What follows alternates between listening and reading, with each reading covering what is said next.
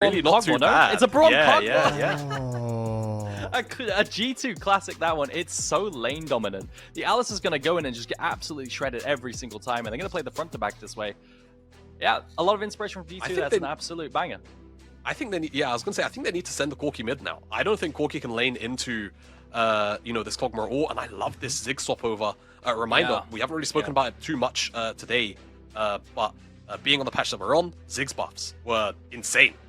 Honestly, the AP ratio buffs that Zig's got were nuts. So overall, he just deals more damage, scales better into the later stages of the game, and I think more, crucially, he really just shuts out a lot of these, kind of potential lane bully matchups like this, where it's like Kog'Maw would outrange a Corki, whereas Ziggs can just throw his bombs on the minions and pretty much nullify the lane completely.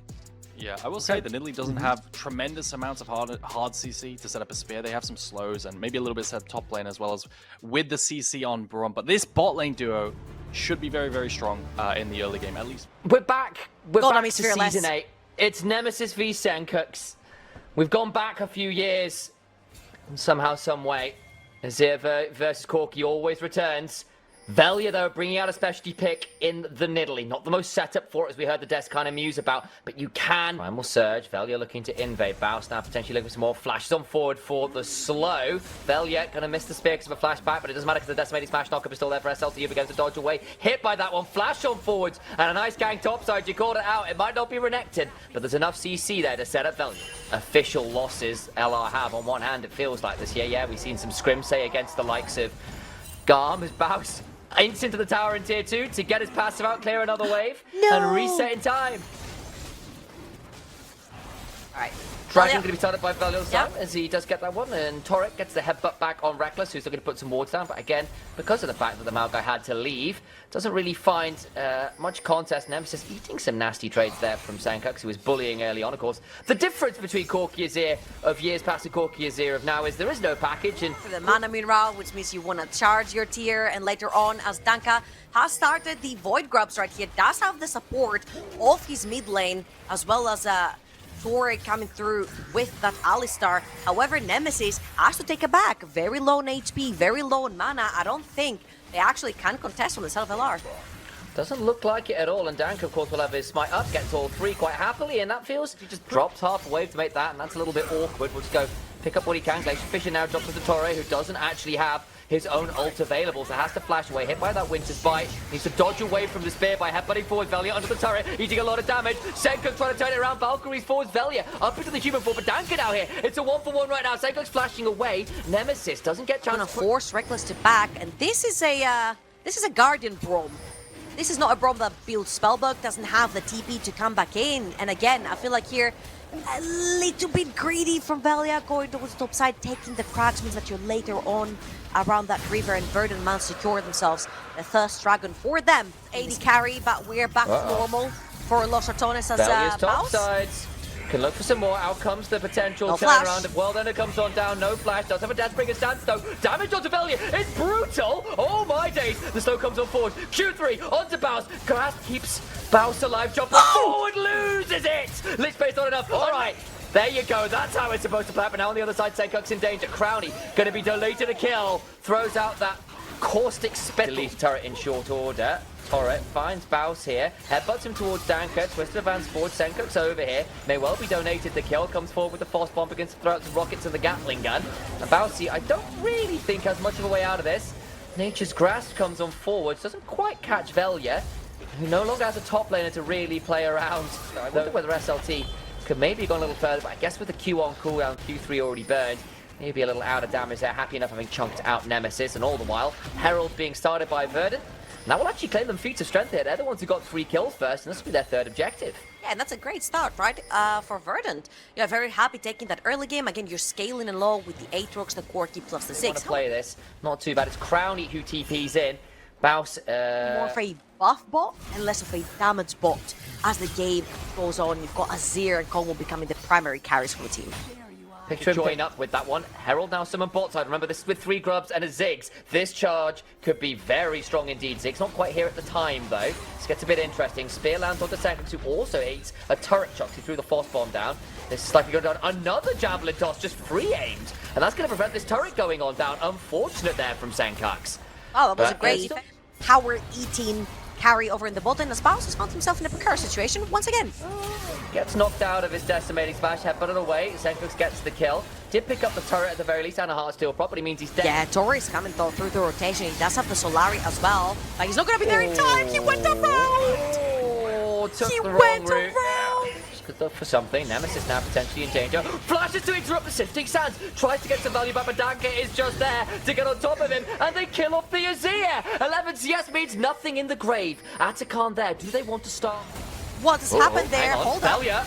Velia's in danger. He got picked up by the Maokai, and they pick up a kill on the jungler. And now they can do Atacon. Nemesis not up for another 15 seconds. Baus trying to keep this turret alive. Devon could look to short fuse it with that Satchel charge potentially, but I think Atacon is now going to be Verdant. Big pickups for the girls, or boys in green. Girls and boys and everyone in between. Verdant have taken 2 kills for themselves. 2 questionable kills, I want to say. Again, Nemesis saw Tor on the top of the map, fell for the gank. Velia threw himself in as a Baus is trying to kill the cow right there, but you obviously can't milk those. Baus. Ow! Oh my days, the last auto! Can't quite get it. Bouncing bomb just wide. And Baus gets out alive. Can tell I've been casting G2 Hell recently. Changed my pronouns around out of nowhere. But there we go, Nemesis. Gonna try and get onto this tier 2 at least on the other side. Maybe gets survived. SLT's coming, gets half the HP of the turret, but now needs to be a little bit wary. Won't get more than that for now, I think, with the Aatrox around to clear up it and gain control of it. Yeah, I feel like the Maokai ult being down. It's kind of bells ringing for a Lara here. However, look at Tor! Look at Tor! Called for! Wonderful flank! And the bug is splatted. The bees are dead. The SLT needs to potentially back away, but they get a key pick on the AD carry. Tori, what a monster flank right here. Walked all the way around mid lane, sorry. Those top side of the map, and now Verdant are looking to fight. 4 versus 5 is their advantage versus LR. This will be their 3rd dragon unless Velia has something to say for it. Does indeed, and again, one of those ex-Splice players coming out to play. Great work from him. Baus going to try and come on in. What is he doing? Going to find some value. Look at Senkux on the flank. Trying to win 1v1 versus SLT. A 3-man pulverized. Tori again.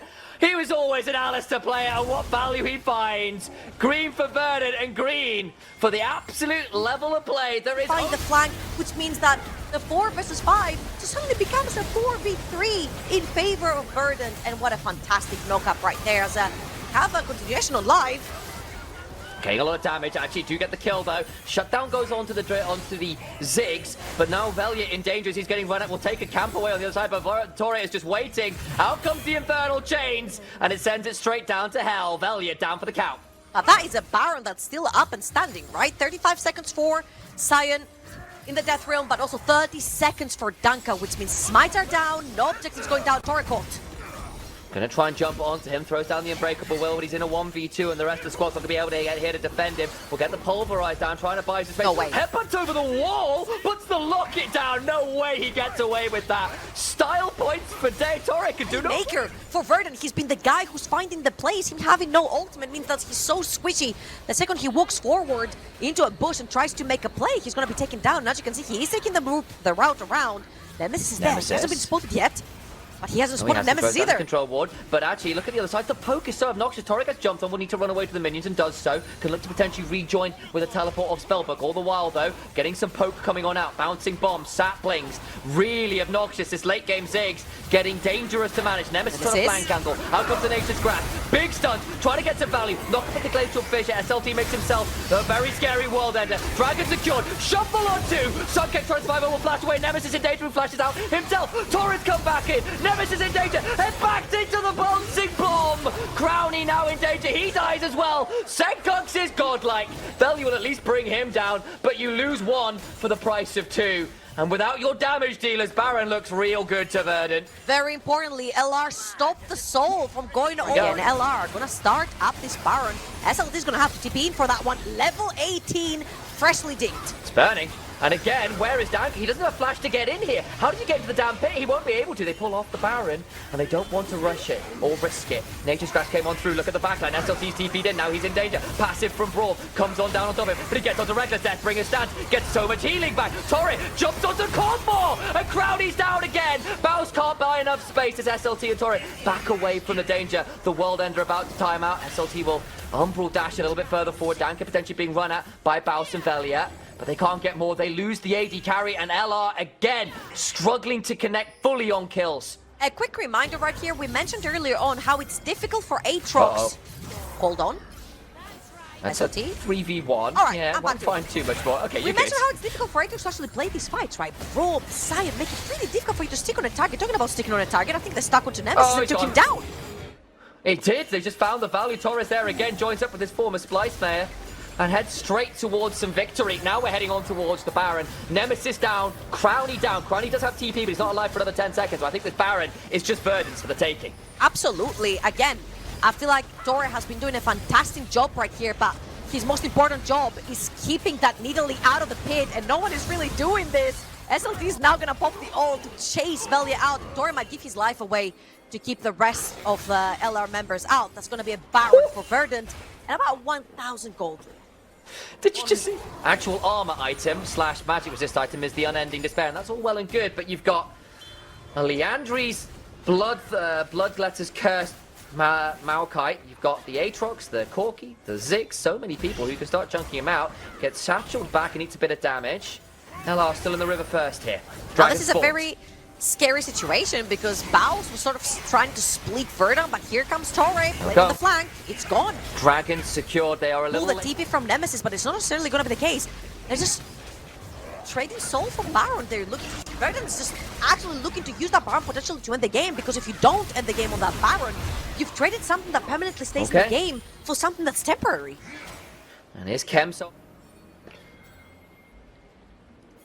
Difficult to figure out as it stands, but Verdant heading on to these tier 2s. Finally beginning to get a little bit more pressure on the map again. It has been a little bit tentative again, and we have... Verdant. So unless Verdant find a pick somewhere, somehow, in some way, then it's just so difficult to play this. They're going to use the Maokai ult for an outer tower, and that's all she wrote. You get it. Baus has got over 10,000 HP, I think. How many segments to his name? That Heartsteel's got 700 odd stacks. He is really, really obnoxious. Getting on LR, not on the other side. They've started up Elder. Verdant, you need to come and fight. You cannot be left caught out as the Nature's Grasp comes on forward. Velia in danger. He's not in the pit right now. Trying to run this one down. Redemption spotted out. Baus is dead. ZLD in the backline. Knock up on Nemesis. Goes golden. But for how much longer can he survive? Gets knocked up again. Slides away. Survives. Baus's zombies doing work. But what about the Elder? It's been leashed and Verdant are on it. It's a 50-50. Velia still out. Unless they kill Velia, it's a 50-50 forever. They can get in there. It's won by Danka. But what about the fight afterwards? They've killed Velia off as well. 2 people dead. Also, Baus is dead.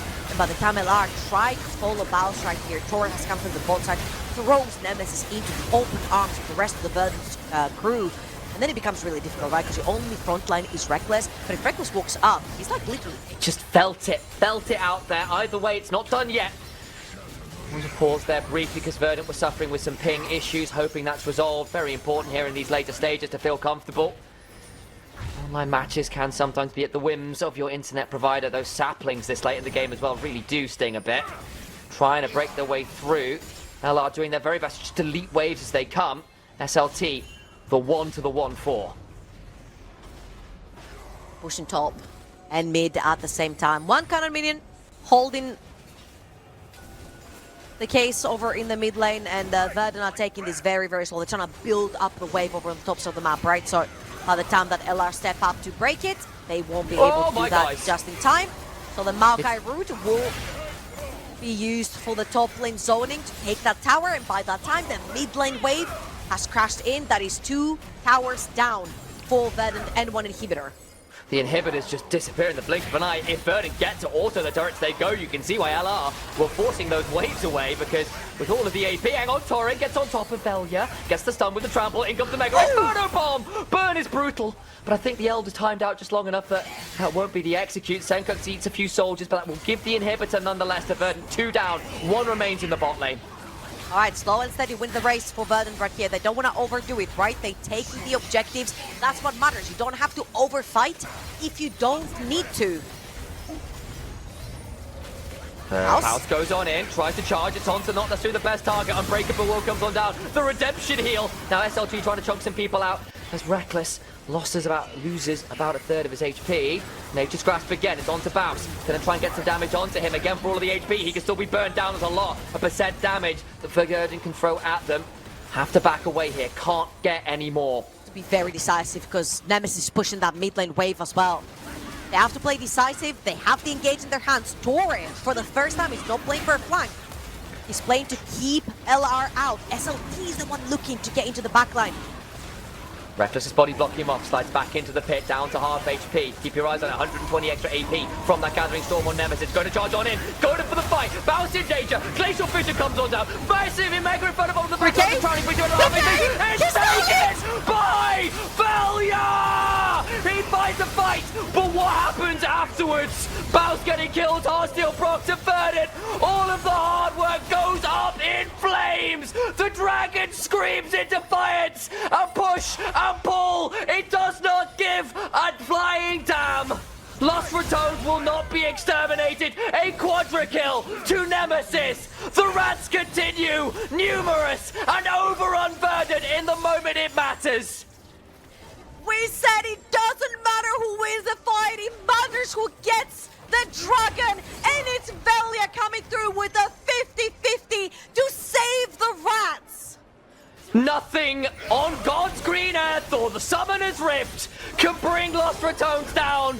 4-0 in groups of Verdant. It is heartbreak, pure and simple. 55 minutes on the clock. Lost Ratones win the game. I have to say,